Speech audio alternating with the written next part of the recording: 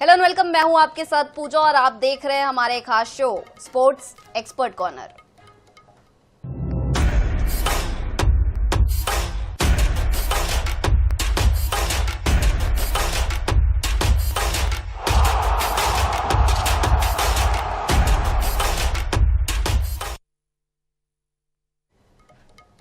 सबसे पहले बात करते हैं फीफा विश्व कप की। स्पेन ने फ्रांस को और अर्जेंटीना ने इंग्लैंड को हराकर फीफा वर्ल्ड कप 2026 के फाइनल में जगह बनाई है। अब स्पेन और अर्जेंटीना के बीच खिताबी मुकाबला खेला जाएगा, जबकि तीसरे स्थान के लिए इंग्लैंड और फ्रांस आमने सामने होंगे। फाइनल में एक और मेसी की आक्रामक टीम है, तो दूसरी तरफ ऐसा स्पेन जिसने पूरे विश्व कप में सिर्फ एक गोल खाया है। तो बता दें, भारतीय समय अनुसार ये मुकाबला देर रात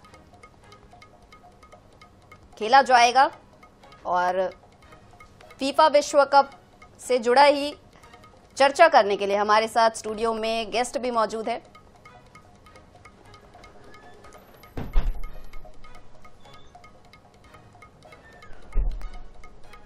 तो बता दें, फीफा विश्व कप का फाइनल मुकाबला है। अर्जेंटीना लगातार दूसरी बार खिताब जीत सकती है, तो दूसरी तरफ स्पेन है जिनके पास यंगस्टर्स की टीम है, तो दूसरी तरफ लियोनेल मेसी है जिनके पास अनुभव है। और चलते हैं हमारे गेस्ट की तरफ जो इस वक्त स्टूडियो में मौजूद है, जशवंत क्लाउडियस जी जो कि वरिष्ठ खेल पत्रकार है, अजय रामनानी जी जो कि स्पोर्ट्स एक्सपर्ट और क्रिकेट एक्सपर्ट है। सर, आप दोनों का ही स्वागत है INS 24/7 में। और सबसे पहले अजय जी, मैं आपसे पूछना चाहूंगी, तो जैसे मैंने बताया, एक तरफ अनुभव है, मेसी है, अर्जेंटीना है, तो दूसरी तरफ यंगस्टर है, जोश है। क्या लगता है किसका पलड़ा भारी है इस बार फीफा विश्व कप में?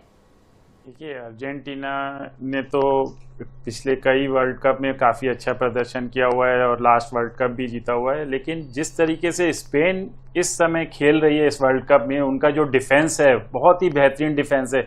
शायद किसी भी टीम का इतने समय तक हम फुटबॉल देख रहे हैं, कभी इतना स्ट्रॉन्ग डिफेंस तो हमने कभी भी किसी टीम का नहीं देखा। खासकर डेस्ट्रॉयर जैसे जो खिलाड़ी हैं वो इतना स्ट्रॉन्ग डिफेंस बना के रखे हैं स्पेन को कि देखिए कोई भी टीम उनके खिलाफ गोल करने में बहुत मुश्किल हो रही है। और किसी, मेरे ख्याल से एक आधी गोल खाया इस पूरे वर्ल्ड कप में, और पिछले 2 साल से स्पेन को कोई हरा भी नहीं पाया, खासकर इसीलिए कि उनका डिफेंस बहुत स्ट्रांग है।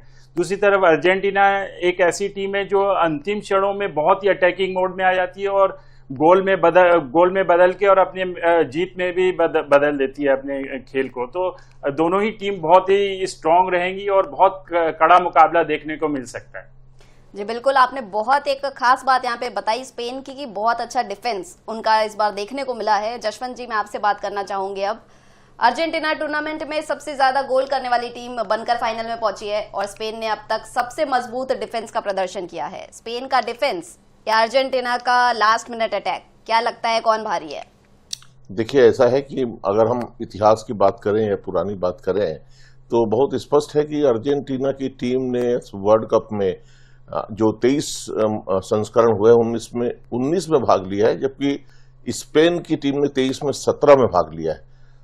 और दूसरी बात अगर हम कहें तो अर्जेंटीना की टीम अब तक 3 बार 1978, 86 और 2022 में, मतलब पिछली वर्तमान विजेता भी वही है, वो 3 बार विजेता रही है और 3 बार वो टीम जो है उप विजेता भी रही है। इसके साथ ही अगर हम स्पेन की तरफ देखें तो स्पेन की टीम ने सिर्फ 2010 में एक बार इस मुकाबले को जीता है। तो अगर हम कागजों की बात करें तो उसमें ये अर्जेंटीना की टीम तो निश्चित रूप से भारी लगती है, लेकिन जो वर्ल्ड रैंकिंग जब उसकी शुरुआत जनवरी में हुई थी तो स्पेन नंबर 1 पर थी, लेकिन जब 11 जून को जब वर्ल्ड रैंकिंग जारी की गई, ठीक फीफा वर्ल्ड कप से ठीक पहले, तो अर्जेंटीना की टीम नंबर 1 पे रही और नंबर 2 पे स्पेन की टीम रही। और ये भी बहुत ही अद्भुत बात है कि कोई वर्ल्ड कप शुरू होने से पहले जो रैंकिंग दी जाती है, तो ये सबसे महत्वपूर्ण बात है कि 4 जो टॉप की टीमें आई हैं, 1, 2, 3, 4, ये चारों टीम रैंकिंग के हिसाब से आई है। 1 नंबर पर अर्जेंटीना रही, 2 नंबर पर स्पेन की टीम रही और इन्हीं दोनों की फाइनल हो रहा है, और उसके बाद फिर इंग्लैंड की टीम रही। तो इस प्रकार हम देखते हैं कि जो मुकाबला इस समय होने जा रहा है, ये निश्चित है कि अर्जेंटीना की टीम ने, मैं सहमत हूं अजय भाई से कि अर्जेंटीना की टीम ने जो बहुत अच्छा प्रदर्शन नहीं किया है और लगभग लड़खड़ाते हुए, मैं कहूंगा इस शब्दों का मुझे इस्तेमाल करना पड़ता है, वो फाइनल पहुंची, क्योंकि केप वर्डे जैसी टीम से पीछे चल रही थी 84 मिनट तक। उसके केप वर्डे के बाद अगर हम देखेंगे इजिप्ट की टीम से पीछे चल रही थी, फिर उसके बाद स्विट्जरलैंड की टीम पीछे चल रही थी। तो एक बात तो अद्भुत है, 84 मिनट के खेल में जो टीम पीछे चल रही थी लगातार 4 मैच में, उसके बाद वो टीम फाइनल पहुंचती है। लेकिन इससे उनके दमखम का पता चलता है, उनकी एकाग्रता का पता चलता है, किस ढंग से वो सामने वाली टीम पर वो लोग हमला करते हैं या उसका फायदा उठाते हैं उन टीमों की कमजोरियों का। तो इसको हमने देखा है अर्जेंटीना टीम, ये उनके साथ प्लस पॉइंट है। उनके साथ महान खिलाड़ी फुटबॉल के मेसी हैं, उनकी टीम के कप्तान हैं, लगातार दूसरी बार कप्तानी कर रहे हैं। तो मुझे लगता है कि अर्जेंटीना का पक्ष भारी है। स्पेन के डिफेंस के बारे में निश्चित से मैं कहूंगा कि बहुत बेहतरीन डिफेंस है उनका, और खिलाड़ी गोल तक जाने नहीं देते हैं। सिर्फ एक क्वार्टर फाइनल में एक गोल बेल्जियम ने उनके खिलाफ में किया था, और इसके अलावा कोई टीम गोल नहीं कर सकी। तो अगर हम देखें दोनों टीमों के बारे में कि जिस ढंग से अर्जेंटीना की टीम फाइनल पहुंची है, जिस ढंग से स्पेन की टीम पहुंची है, वो अपने डिफेंस के दम पर और ये आक्रामकता के दम पर खेल के आखिरी समय में जिस ढंग से प्रदर्शन किया है, उसके आधार पर फिर भी मुझे लगता है कि अर्जेंटीना की टीम का पलड़ा भारी है। जी जशवंत जी, आपको लगता है कि अर्जेंटीना भारी है, तो यहाँ पे स्पेन की भी आपने खूब तारीफ की, लेकिन अजय जी मैं आपसे पूछना चाहूंगी कि अनुभव ऐसे बड़े मैचों में कितना काम आता है, क्योंकि हमने देखा मेसी भले अगर गोल नहीं भी कर रहे हैं तो भी वो अलग भूमिका में नजर आ जाते हैं, अपना अनुभव कहीं ना कहीं गेम में ला रहे हैं। तो एक अनुभवी खिलाड़ी का रोल कितना यहाँ पे अहम हो जाता है? जी, अनुभव तो हर खेल में बहुत ही महत्वपूर्ण होता है। देखिए, चाहे वो कोई भी खेल हो, क्रिकेट हो, फुटबॉल हो या कोई भी खेल हो, अनुभव तो बहुत ही महत्वपूर्ण होता है। यहाँ पे देखिए अनुभव का ही नतीजा है कि अंतिम क्षणों में देखिए हारे हुए मैच को जीतने में बदला है अर्जेंटीना ने, खासकर मेसी और फर्नांडिस ने जिस तरीके से एक दूसरे को पास देके और अंतिम क्षणों में अटैकिंग मोड में ला के टीम को और गोल किए हैं, वो बहुत ही बेहतरीन है। लेकिन अगर स्पेन की बात करें तो उन्होंने जो पिछले 2 साल में जो खेल दिखा रहे हैं, वो स्पेन जिस तरीके से स्पेनिश खिलाड़ी दिखा रहे हैं, उन्होंने पहला एक अपनी डिफेंस को जो मजबूत किया हुआ है, और पिछले 2 साल से मेरे ख्याल से स्पेन ने एक भी मैच हारा भी नहीं है।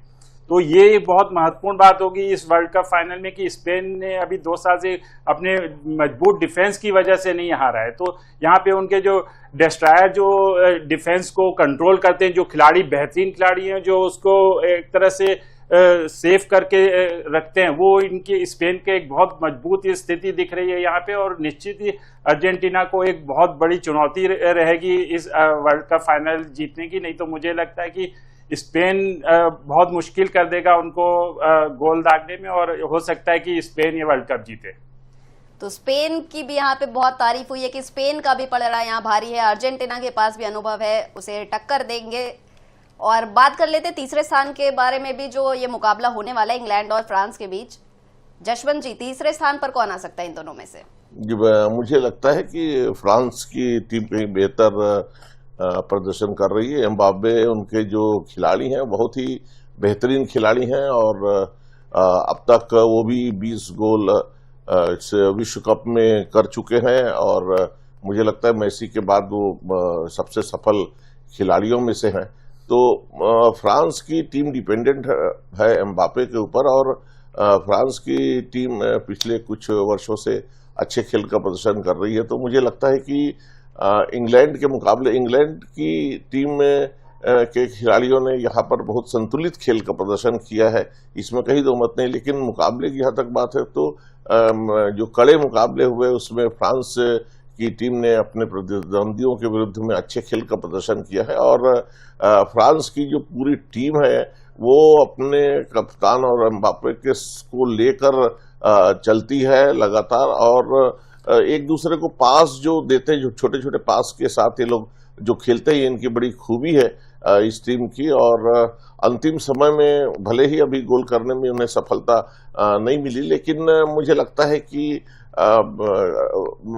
रक्षा पंक्ति को भेदने के लिए जो रणनीति है इंग्लैंड के मुकाबले, वो फ्रांस की ज्यादा अच्छा है। मुझे लगता है सफलता फ्रांस की टीम को मिलेगी।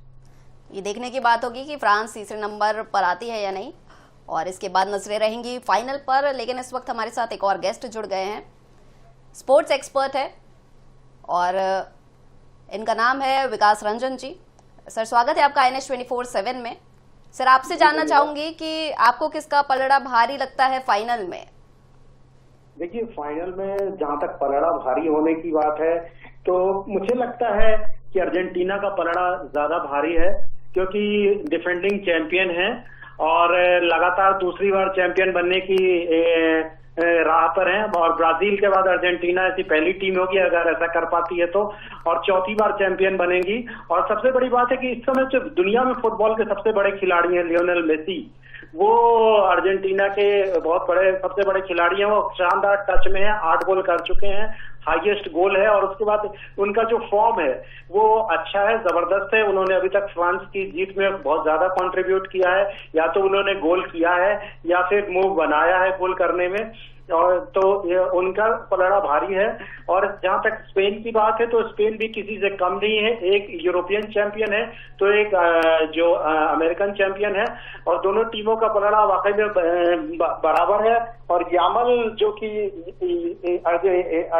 एक युवा खिलाड़ी है, जैसा कि उन्हें ऐसा कहा जाता है कि जैसे कि अर्जेंटीना एक बार मेसी उनको एक गोद में खिला चुके हैं, तो यामल और मेसी के बीच जो टक्कर होगी उसके ऊपर बहुत ज्यादा नजर रहेगी। और ये जो मुकाबला है 46 टीमों की जो जंग थी उसको पार करते हुए ये दोनों टीमें फाइनल में पहुंची हैं। और अर्जेंटीना तो वाकई में तजुर्बेकार टीम है, जिसके पास मैराडोना जैसे खिलाड़ी थे और अब मेसी जैसे खिलाड़ी हैं। और अर्जेंटीना को एक बड़ी बात ये होती है कि बड़े मुकाबले में प्रेशर को हैंडल करने का अनुभव, जैसे क्रिकेट में ऑस्ट्रेलिया के पास उस तरह का अनुभव है, मुझे लगता है कि अर्जेंटीना के पास भी उसी तरह का अनुभव है। और बड़े मैच को जीतने की जो कला है वो मुझे लगता है अर्जेंटीना के पास है, क्योंकि मेसी इस समय दुनिया के सबसे बड़े खिलाड़ी हैं और मेसी का अनुभव ज्यादा काम आएगा। लेकिन स्पेन को भी कम में नहीं आंका जा सकता। दोनों टीमों के पास हर विधा में जो है बड़े बड़े खिलाड़ी हैं। स्पेन के जो गोलकीपर हैं वो दीवार की तरह स्पेन के लिए खड़े रहते हैं, और अर्जेंटीना के पास मेसी के अलावा 4-5 ऐसे खिलाड़ी हैं जो अर्जेंटीना की राह में आए हर कांटे को दूर करेंगे। यही कारण है कि अर्जेंटीना अभी तक इनविंसिबल रहते हुए आई है और फाइनल तक पहुंची है।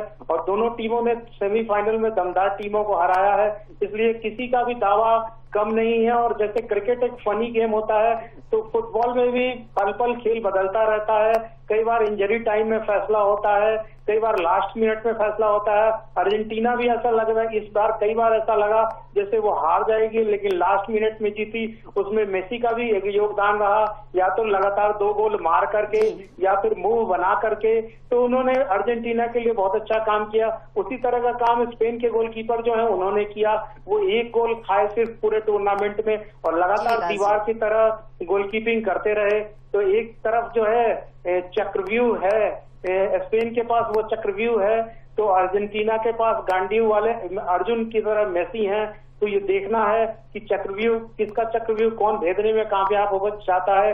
क्या स्पेन अपने उसी तरह के स्ट्रॉन्ग डिफेंस के साथ चक्रव्यूह को बचा पाती है, या फिर अर्जेंटीना मेसी के अनुभव के साथ लगातार दूसरी बार और कुल चौथी बार वर्ल्ड कप जीतने में कामयाब हो जाती है। जी बिल्कुल विकास जी, अब ये तो देखने वाली बात होती है कि अनुभव जीतेगा या फिर जोश, और ये बात हो गई अब फीफा विश्व कप की। और आगे बढ़ते और बात करेंगे कि इंग्लैंड और भारत की जो वनडे सीरीज हो रही है उसके बारे में। पहले वनडे में भारत ने इंग्लैंड को 6 विकेट से हराकर सीरीज में 1-0 की बढ़त बनाई थी, लेकिन दूसरे वनडे में इंग्लैंड ने 4 विकेट से जीत दर्ज की और 1-1 से बराबरी कर दी। अब सीरीज का फैसला लॉर्ड्स में खेले जाने वाले तीसरे और निर्णायक वनडे में होगा। तो इसी से जुड़ा अब सवाल करते हैं, और अजय जी मैं आपके पास आना चाहूंगी कि पहले वनडे में तो भारत ने जीत हासिल कर ली, लेकिन दूसरे वनडे में ऐसा क्या हुआ कि 50 ओवर भी हम नहीं खेल पाए पूरे? देखिए, दूसरे वनडे में भारतीय टीम बेहतरीन खेल रही थी, खासकर जब विराट कोहली और श्रेयस अय्यर खेल रहे थे तब तो ऐसा लग रहा था कि 300 के ऊपर स्कोर जाएगा, लेकिन अचानक से विकेट गिरे और टीम बहुत कम स्कोर पे कोलैप्स कर गई। उसके बाद देखिए इंग्लैंड की तरफ से जो रूट एक दीवार की तरह खड़े हो गए। उन्होंने क्या है, एक एंड सेव करके जो पारी खेली वो देखिए बेहतरीन पारी थी, और उसको फिर अगर जो रूट को आउट नहीं कर पाए तो वो ऐसे खिलाड़ी हैं कि वो पूरा मैच निकाल कर ही जाते हैं। तो देखिए खेल है, अभी एक बार लग रहा था कि 300 रन बनाएगी, लेकिन जल्दी आउट हो गए, आखिरी के खिलाड़ी रन ही बना पाए, और इधर जो रूट ने एक बेहतरीन पारी खेली। तो देखिए लगभग ये बराबरी का मुकाबला हो रहा है। भारतीय टीम भी काफी मजबूत है, इंग्लैंड की टीम भी अच्छी है और इंग्लैंड को इंग्लैंड में हराना बहुत मुश्किल होता है। फिर भी भारत ने पहला मैच जीता, दूसरा मैच इंग्लैंड ने जीता है। लॉर्ड्स में फिर एक अच्छा मुकाबला देखने को मिलेगा और हो सकता है भारतीय टीम ये सीरीज जीते। जी बिल्कुल, उम्मीद ये पूरी रहेगी अजय जी। और जशवंत जी, मैं आपसे पूछना चाहूंगी कि बैटिंग में भी ऐसा क्या हुआ कि 180 तक टीम खेल रही थी, फिर उसके बाद लगातार विकेट्स गिरे, क्या पेसर्स भारी पड़ गए इंग्लैंड के? नहीं, ये हमारे भारतीय जो खिलाड़ी हैं, बल्लेबाज हैं, उनके ये ओवर कॉन्फिडेंस की वजह से, जब आप इतनी अच्छी स्थिति में है तो आपको पूरी सतर्कता के साथ अधिक से अधिक रन बनाने की कोशिश करनी चाहिए। लेकिन जब एक विकेट गिर जाता है तो गेंदबाज भी हावी हो जाता है।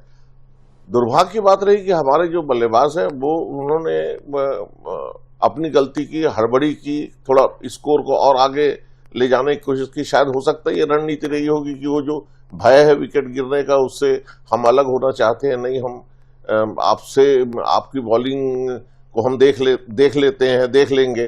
तो ये जो भावना मन में आई और उसके बाद जब हमारे खिलाड़ियों ने आउट होना शुरू हुआ तो इंग्लैंड के जो गेंदबाज है वो हावी हो गए। और एक बात जरूर कहूंगा मैं, मुझे नहीं पता अजय भाई कितने सहमत है मेरी बात से, जो जिस माहौल में भारतीय खिलाड़ी अभी इतनी गर्मी में यहाँ भारत में खेल कर गए हैं और वहाँ ठंड का मौसम है, वहाँ भी गर्मी है, लेकिन वहाँ हमारे जैसे जो ठंड है वो नहीं उससे अधिक पड़ती है। और अभी जो परिस्थितियों से टेम्परेचर भी 12, 15, 20 के अंदर रहता है। तो मुझे लगता है कि हमारे खिलाड़ियों में भी खेल के दौरान ये बात जरूर आती होगी और अजय भाई इस पर जरूर कुछ कहना चाहे तो मुझे अच्छा लगेगा, क्योंकि इससे क्या प्रभाव पड़ता है खिलाड़ी के प्रदर्शन का वहां जाने के बाद। पहले मैच में आपने अच्छा खेला, दूसरे मैच में आपने अच्छा नहीं खेला, लेकिन इसके अलावा उसके पहले 7 मुकाबलों में भारत की पराजय, तो ये सारी चीजें कितना दबाव बनाती है और कितना प्रदर्शन में अंतर लाती, इन चीजों को भी ध्यान देना होगा। फिलहाल मुझे लगता है कि हमारे बल्लेबाजों ने हड़बड़ी की, हावी हो गए इंग्लैंड के गेंदबाज, जिसकी वजह से दूसरे में हमें हारना पड़ा। जी, और लॉर्ड्स में ऐसी कोई गलती ना हो हमारी तरफ से। और एक और चीज जो अभी सुर्खियां बटोरी है, रोहित शर्मा जो है रिटायरमेंट की खबरों को लेकर सुर्खियों में है, लेकिन अभी बीसीसीआई ने कहा कि रिटायरमेंट का ऐसा कुछ फैसला नहीं हुआ है लॉर्ड्स के बाद। तो विकास जी, मैं आपके पास आना चाहूंगी कि क्या लगता है आपको रोहित शर्मा के रिटायरमेंट को लेकर? देखिए, रोहित शर्मा के अंदर एक कसक है। जिस तरह 2023 वर्ल्ड कप का फाइनल हारना और उसके बाद वो हमेशा से, उसके बाद आपने देखा होगा कि रोहित शर्मा ने अपना वजन कम किया और चूंकि वो सिंगल फॉर्मेट खेल रहे हैं तो उतने बड़ी खिलाड़ी के लिए टच में रहना थोड़ा मुश्किल है। और लंबे समय से ऐसा सिलेक्टर संकेत दे रहे हैं कि वो रोहित शर्मा से आगे जाना चाहते हैं। हालांकि रोहित शर्मा 40 साल के हो चुके हैं, लेकिन रोहित शर्मा की कंसिस्टेंसी पे कोई सवाल नहीं उठना चाहिए। और इस बार जो उनके परफॉर्मेंस में डिप आया है वो सिर्फ इसलिए कि कहीं ना कहीं अफगानिस्तान के खिलाफ जो सीरीज थी उसमें भी उनको ये सिग्नल दिया गया था कि अब उनके साथ आगे नहीं जाना चाहते हैं, क्योंकि यशस्वी जायसवाल को मौका देने की कोशिश कर रहे हैं सिलेक्टर्स। लेकिन मेरा मानना है कि एक खिलाड़ी जब अभी फिट है और विराट कोहली भी टीम में है, विराट कोहली के साथ एज ये होता है कि विराट कोहली 37 साल के हैं और रोहित शर्मा 40 साल के हैं, लेकिन जिस तरह का प्रदर्शन उन्होंने पिछले वर्ल्ड कप में किया, कप्तान रहते हुए सिर्फ एक मैच हारी इंडिया, ये कह सकते हैं कि वो बुरा दिन था जो फाइनल में इंडिया हारी। जी विकास जी, हमारे पास थोड़ा समय कम है, इसलिए मैं आपको रोकना चाहूंगी और उम्मीद करेंगे कि भारत जो है ये सीरीज अपने नाम करे। आप तीनों का ही बहुत बहुत शुक्रिया हमारे साथ जुड़ने के लिए और चर्चा करने के लिए। तो इसी के साथ स्पोर्ट्स एक्सपर्ट कॉर्नर में फिलहाल इतना ही। आप देखते रहिए INS 24/7।